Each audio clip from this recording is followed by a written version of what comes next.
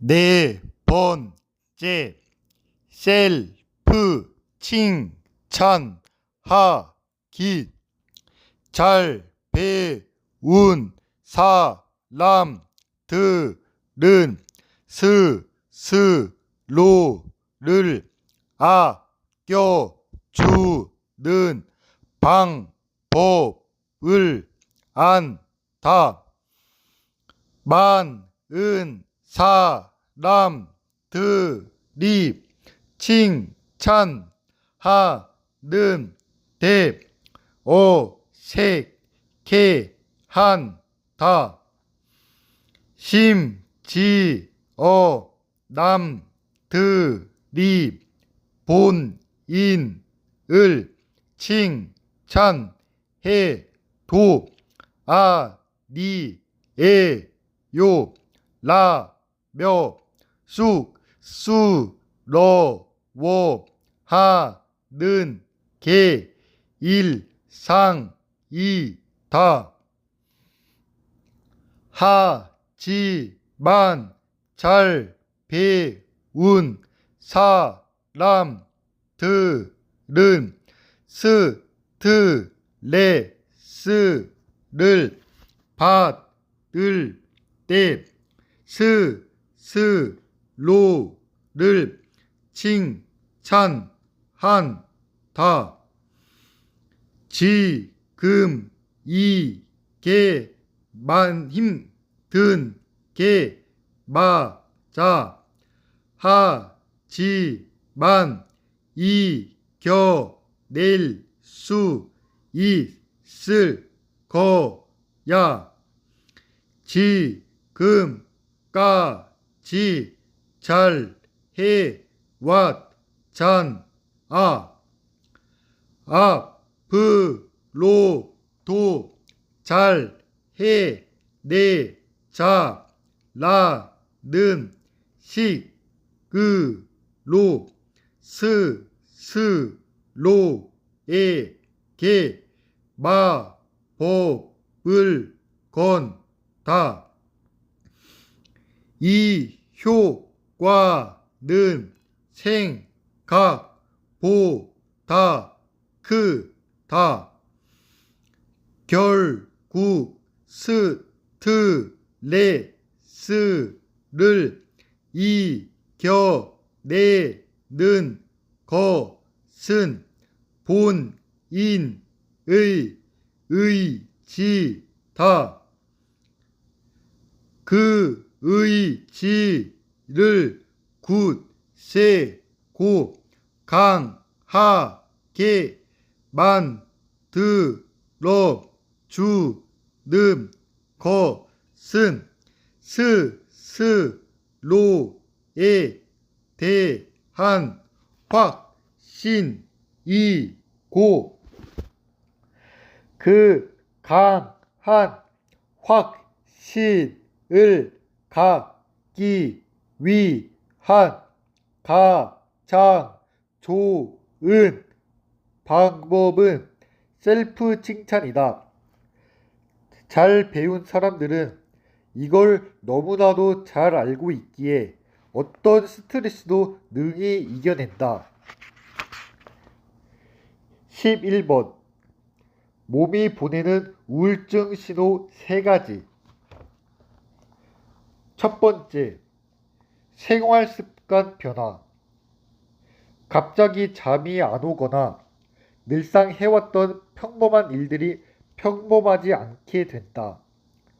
아무렇지 않게 만났던 사람들도 잘 못 만나게 되고 몸과 마음이 크게 요동친다. 생활 습관이 갑작스레 변화했다는 것은 몸이 보내는 우울증 신호 중 한 가지다. 몸과 마음이 힘들거나 인간관계에서 일에서 큰 문제가 벌어졌을 때 이런 증상이 나타난다. 두 번째, 의욕 저하. 계속해서 피곤하고 무기력하다. 그러다 보니 어떤 걸 하려 해도 의욕이 나지 않는다.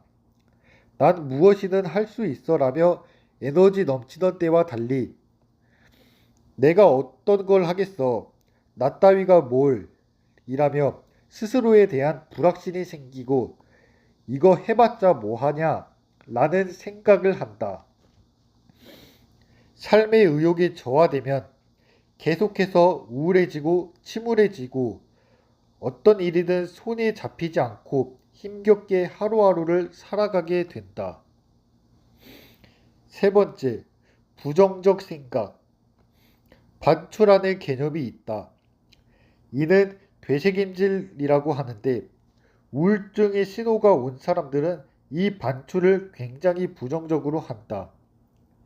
예전에 실패했던 경험들, 열심히 했으나 아무런 결과가 없었던 일들로 나는 이번에도 안 될 거야. 난 못해. 라며 스스로를 깎아내린다. 실패에 대한 경험들에서 긍정적인 배움을 찾고 앞으로 나아가야 발전을 하는데 자신이 실패했다는 그 사실만 붙잡고 스스로를 힘들게 한다. 하지만 우울증이라는 것은 애써 회피하려 한다고 어떻게든 극복하려 한다고 해결되는 문제가 아니다. 우울증이라는 그 감정 자체를 어떤 태도로 내가 받아들이냐가 가장 중요하다. 이때 핵심은 내가 우울하구나 라는 사실을 인정하는 태도다. 우울증이라는 게 부끄럽고 창피해서 그런 것들을 계속 숨기고 방치하면 더 큰 우울로 번질 수도 있다. 그렇기에 우울감을 스스로 인지하게 하고 자신의 마음이 자연스럽게 흘러가도록 하자. 우울을 있는 그대로 받아들이며 애써 극복하려고 노력하기보다는 내가 지금 우울하구나, 요즘 많이 힘들구나 라며 스스로를 다독여주고 따뜻하게 위로해주는 시간이 필요하다. 다른 사람들을 챙기느라 정작 우리 자신을 챙기지 못했다면 오늘만큼은 자신을 돌이켜보고 따뜻하게 안아주는 시간을 가지면 어떨까? 내가 내 편이 되어주지 않으면 아무도 나의 편이 되어주지 않는다. 그 누가 뭐라고 하더라도 내 인생에서 가장 중요한 건 나 자신이다. 12번. 마음 그릇이 넓고 성숙한 사람들이 가진 세 가지 마음가짐. 첫 번째, 역지사지의 태도. 정신연령이 어리고 마음 그릇이 작은 사람들은 내로남불의 태도를 결코 버리지 못한다. 예전에 다른 사람들의 얼굴 품평을 그렇게 하던 친구가 있었다. 걔는 8점, 걔는 5점 이런 식으로 하길래 참다 못해 그럼 너 얼굴은 몇 점이야? 라고 하니 얼굴을 불그락푸르락 하면서 화를 냈다. 자신을 공격하는 것처럼 느꼈던 것이다. 자신은 그렇게 쉽게 상대방에게 상처를 주면서 남들이 그런 낌새라도 보이는 건 절대 참지 못한다. 그러니 이런 사람들 주변에는 당연히 사람이 없다.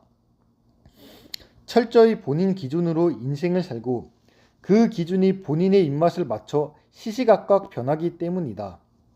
반면 마음그릇이 넓고 성숙한 사람들은 항상 역지사지의 태도를 갖고 산다. 이들은 자신이 하는 행동과 말이 상대방에게 어떤 영향을 미칠지를 항상 생각한다. 그렇기에 말을 하거나 행동을 하기 전에 잠깐 멈추고 자신의 말을 들을 상대방의 기분이 어떨지, 그 사람이 행여나 상처받지는 않을지 고민한다. 이 말을, 행동을 내가 누군가에게 들었을 때 과연 기분이 어떨까? 라는 여가장치가 있는 것이다.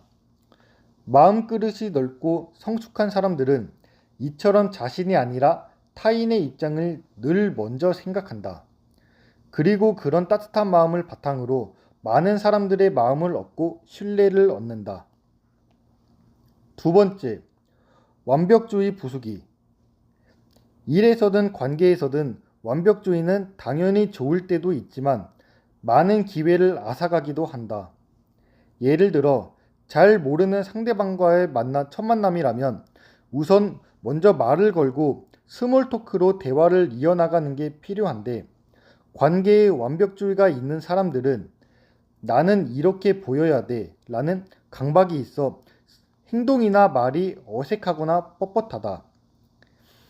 이 만남을 반드시 성사시켜야 해라는 본인만의 강한 신념이 상대방에게 전해지고 상대방이 그로 인해 부담을 느낄 수도 있는 것이다. 마찬가지로 일에서도 그렇다. 완벽주의 성향의 사람들이 항상 하는 말이 있다.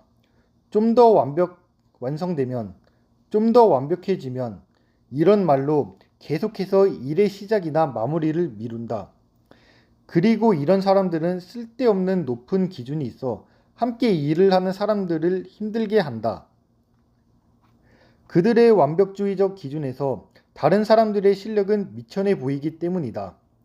그러나 마음이 넓고 성숙한 사람들은 일에서나 관계에나 완벽주의를 깨부순다.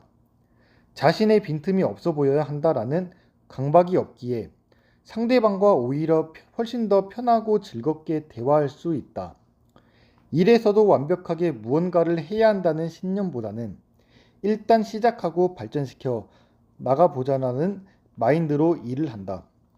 처음부터 잘 할 수 없고 완벽하게 할 수 없다는 걸 너무 잘 알고 있기에 다른 사람에게도 관대하고 같이 힘을 모아 일을 해 나간다.